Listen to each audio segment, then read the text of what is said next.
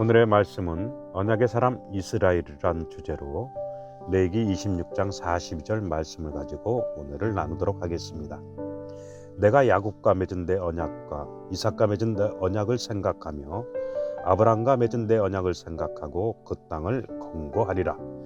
성경에서 말하는 대표적인 믿음의 사람을 이야기하라면 아브라함, 이삭, 야곱이라고 말할 수 있는데, 이는 이스라엘 사람들이 하나님께 기도할 때에 아브라함과 이삭과 야곱의 하나님으로 시작함과 자신들의 믿음의 조상을 거론할 때 가장 우선시하는 인물들이기 때문일 것입니다.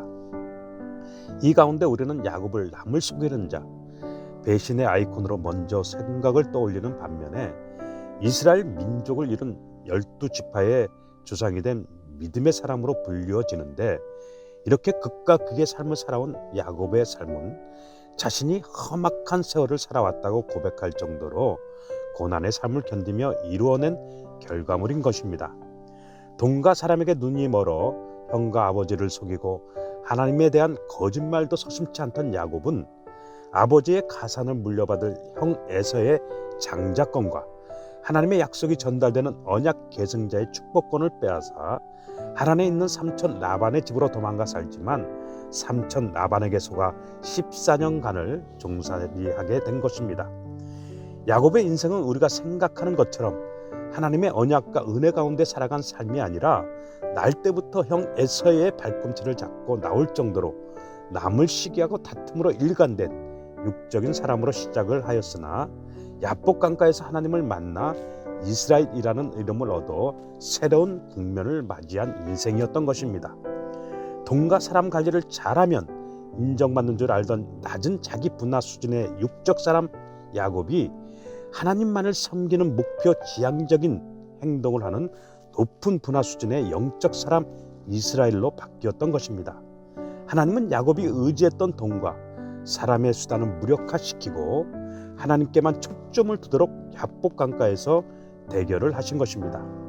돈과 사람에게 융화되어 자신의 수단과 방법, 그리고 가치관대로 살아 이기는 삶, 인정받는 삶을 살고자 한 야곱에서 고난과 죽음 앞에서도 두렵고 불안한 여건 속에서도 말씀에 순종하는 믿음의 사람 이스라엘로 이기는 인생으로 변화된 것입니다. 2022년 벽두에도 코로나19로 인하여 일상이 무너진 심리적인 압박과 두려움, 경제적인 어려움, 사회적 긴장감 속에서 시작하고 있지만 전 세계를 휩쓰는 코로나 팬데믹 현상이 얼마나 더 시간이 흘러야 끝을 볼 수 있는지에 대한 메커니즘을 상실한 상태로 살아가고 있습니다. 오늘 하루의 삶을 말씀 앞에 나를 비춰보며 야곱의 이름처럼 거짓과 속임수로 점철된 삶이 아닌 하나님의 약속의 계승자로서 주신 행동 변화를 위한 구체적인 지시와 코칭, 그리고 새로운 삶을 부여받은 이스라엘 이름처럼 살아야 할 것입니다. 기도하겠습니다. 하나님 아버지, 올 한 해는 주님의 은혜의 옷자락이 나를 덮어 돈과 사람에게 융화되어 세상의 것만을 추구하던 육적인 사람에서 날마다 말씀에 나를 비춰 변화를 받아 하나님이 기뻐하시는 언약을 성취하는 믿음의 사람으로 살아가게 하옵소서. 예수님의 이름으로 기도합니다. 아멘.